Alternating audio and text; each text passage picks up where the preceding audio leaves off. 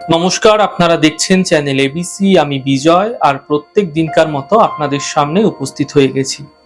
আজ আমি আপনাদের সঙ্গে এখন আলোচনা করব কোন ধাতুর বা কোন রত্নের শিবলিঙ্গের আরাধনার মাধ্যমে আপনারা আপনাদের জীবনে বিভিন্ন ধরনের সমস্যার সমাধান এক সহজভাবেই কিন্তু করে ফেলতে পারেন। দেখুন, প্রথমে আলোচনা করব মাটি অর্থাৎ মৃত্তিকা দ্বারা নির্মিত শিবলিঙ্গ। এই শিবলিঙ্গ পার্থিব শিবলিঙ্গের মধ্যে অন্যতম। এই লিঙ্গের পূজা পাঠে সর্বকামনা মনস্কামনা পূর্ণ হতে পারে।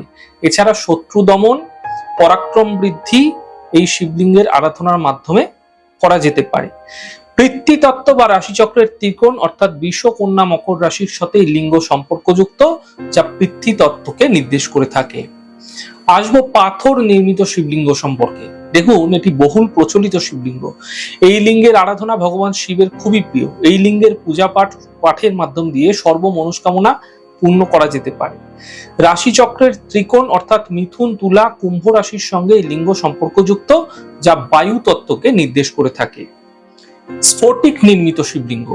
স্ফটিক নির্মিত শিবলিঙ্গ আধ্যাত্মিক উন্নতি এবং পবিত্রতার প্রতীক। এই লিঙ্গের পূজা পাঠে জ্ঞান বৃদ্ধি, বুদ্ধি বৃদ্ধি, যশ বৃদ্ধি, সর্বসুখ লাভ হয়ে থাকে। মা লক্ষ্মী সর্বদা এই শিবলিঙ্গ ধারণ করে শিব পুজো করেন। এই শিবলিঙ্গ রাশিচক্রের মুখ্য ত্রিকোণ অর্থাৎ কর্কট, বৃশ্চিক এবং মীন রাশিকে নির্দেশ করে থাকে, যা জলতত্ত্বের সঙ্গে সম্পর্কযুক্ত হয়ে থাকে। পদ্মমার্গ শিবলিঙ্গ। এই শিবলিঙ্গের আরাধনায় ধর্মভাবের উন্নতি হয়। এছাড়া শারীরিক সুস্থতা লাভ হয়, আর্থিক শ্রীবৃদ্ধি ঘটতে দেখা যায়।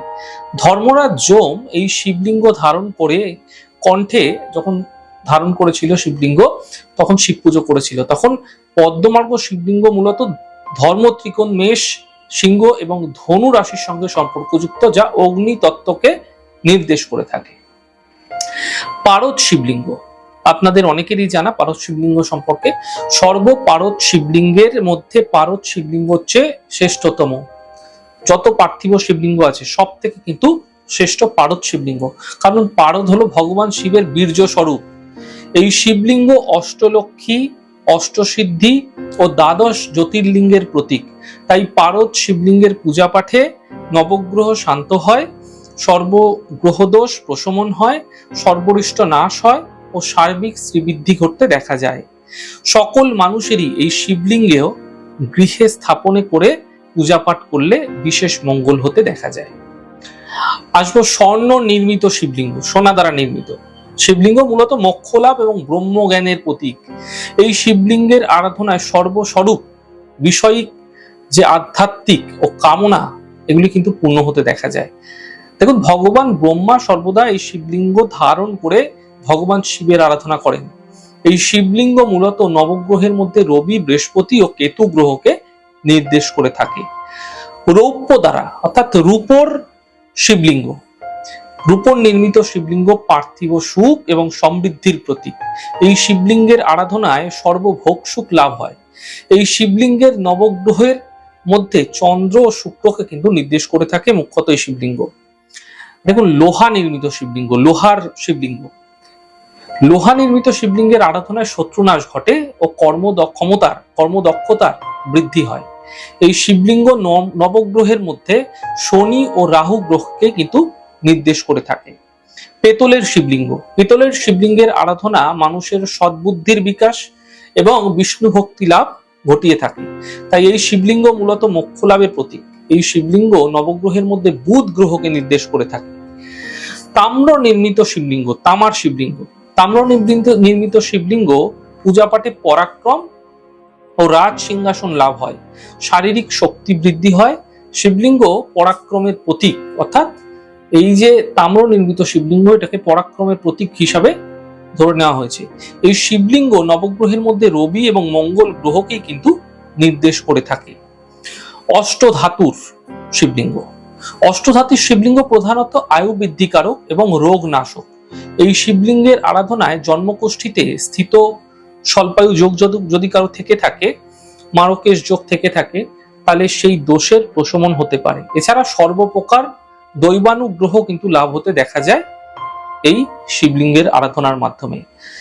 এবার আসবো মুক্তা নির্মিত অর্থাৎ রত্নের। তো রত্ন আমরা জানি, রত্নের মধ্যে মুক্তাও পড়ে যায়। তো মুক্তা নির্মিত শিবলিঙ্গের পূজা পাঠে সর্ববিপদ এবং বাধা নাশ হয়ে থাকে, আর্থিক সমৃদ্ধি হয় এবং বিষয় সম্পত্তি বৃদ্ধি পায়। ভগবান গণেশ ও মহালক্ষ্মী এই শিবলিঙ্গ ধারণ করেন। বলাই বাহুল্য যে এই শিবলিঙ্গ নবগ্রহের মধ্যে চন্দ্রের সঙ্গে সম্পর্কিত থাকে। আসবো প্রবাল নির্মিত, অর্থাৎ আমরা যাকে প্রবাল বলি, রক্ত প্রবাল বলি, সেই প্রবাল নির্মিত শিবলিঙ্গ চিরস্থায়ী সুখ, শান্তি এবং আনন্দ লাভ করিয়ে থাকে। তাই মঙ্গল গ্রহের মহারত্ন হলো প্রবাল। এই শিবলিঙ্গ মঙ্গল গ্রহকে কিন্তু নির্দেশ করে থাকে। পোখরাজ দ্বারা নির্মিত শিবলিঙ্গ, এই শিবলিঙ্গের পূজায় গুরু কৃপা লাভ হয়। পোখরাজ বৃহস্পতি গ্রহের রত্ন, মহারত্ন, তাই এই শিবলিঙ্গ বৃহস্পতি গ্রহকেই কিন্তু নির্দেশ করে থাকে। ইন্দ্রনীলা দ্বারা নির্মিত শিবলিঙ্গ, এই শিবলিঙ্গের পূজা পাঠে রাজত্ব লাভ হয় ও পরম আনন্দ লাভ হতে দেখা যায়। ইন্দ্রনীলা গ্রহরাজ শনির মহারত্ন, তাই এই প্রকার শিবলিঙ্গ শনি গ্রহকে নির্দেশ করে। উল্লেখ্য যে ভগবান বিষ্ণু এই শিবলিঙ্গ সর্বদা কণ্ঠে ধারণ করে থাকেন। গোমেদ, আপনারা অনেকেই জানেন রাহুর রত্ন গোমেদ। এই গোমেদ দ্বারা নির্মিত শিবলিঙ্গ আপনারা কিন্তু গৃহে রেখে পুজো করতে পারেন। গোমেদ হলো রাহু গ্রহের মহারত্ন। এই রত্ন নির্মিত শিবলিঙ্গের পূজায় রাহু গ্রহের অশুভ যে প্রকোপ তা থেকে কিন্তু মুক্তি লাভ ঘটে। বৈদর্যমণি অর্থাৎ ক্যাটসাই, কেতুর রত্ন, এই শিবলিঙ্গের আরাধনায় যুদ্ধে জয়লাভ ঘটে, শত্রু নাশ হয়। এই বৈদুর্য রত্ন কেতু গ্রহের মহারত্ন, তাই এই শিবলিঙ্গ কেতু গ্রহের কুপ্রভাব নাশ করে থাকে। এছাড়া এই শিবলিঙ্গ বুধ গ্রহকেও কিন্তু নির্দেশ করে থাকে। হিরে দ্বারা নির্মিত শিবলিঙ্গ, এই শিবলিঙ্গ আরাধনায় পার্থিব সুখ এবং রাজস্ব লাভ হয়, রাজত্ব লাভ হয়। ভগবান সূর্যদেব এই শিবলিঙ্গ কণ্ঠে ধারণ করে শিব পুজো করেন। এই শিবলিঙ্গ নবগ্রহের মধ্যে শুক্র এবং রবি গ্রহকে নির্দেশ করে থাকে। বানলিঙ্গ, আপনাদের অনেকেরই বানলিঙ্গ সম্পর্কে জানা আছে। পৌরাণিক কাহিনী অনুযায়ী ভগবান বিষ্ণুর যে মহান ভক্ত প্রহ্লাদের ও পৌত্র বানাসুর নর্মদা নদীর তটে ভগবান শিবের তপস্যায় সিদ্ধি লাভ করেন। তবে প্রার্থনায় ভগবান শিব এই নর্মদা নদীর তটে শিলারূপে অবস্থান করেন, যা বানাসুর নামে, বানলিঙ্গ নামেও কিন্তু খ্যাত থাকে। এই শিবলিঙ্গ যেহেতু নর্মদা নদীর তটে পাওয়া যায়, তাই নর্মদেশ্বর শিবলিঙ্গ কিন্তু নামে বিখ্যাত। ভগবান শিব সমগ্র জগৎকে মোক্ষদান করবার উদ্দেশ্যে বানলিঙ্গ স্বরূপ নর্মদা নদীর তীরে অবস্থান করেন। তাই এই শিবলিঙ্গের আরাধনায় শত শত কোটি শিবলিঙ্গ পূজার ফললাভ হতে পারে। রাশিচক্রে যে কোনো গ্রহদয় সেই শিবলিঙ্গের পূজায় খণ্ডন হতে দেখা যেতে পারে। শ্বেত শিবলিঙ্গ, সাদা, আপনাদের অনেকের গৃহেই বা বিভিন্ন মন্দিরে গেলে দেখতে পাবেন সাদা শিবলিঙ্গ রাখা আছে। এই শিবলিঙ্গকে সর্বস্বরূপ দৈব শক্তির কিন্তু আধার রূপে শাস্ত্রে জানা হয়েছে।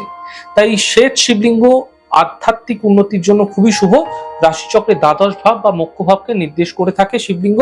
কিন্তু কোনো পার্থিব ভোগসুখ লাভের জন্য এই শিবলিঙ্গের পূজা পাঠ গৃহে কিন্তু এই শিবলিঙ্গ কখনোই কিন্তু স্থাপন বা পূজা অনুচিত বলে শাস্ত্রে মনে করা হয়।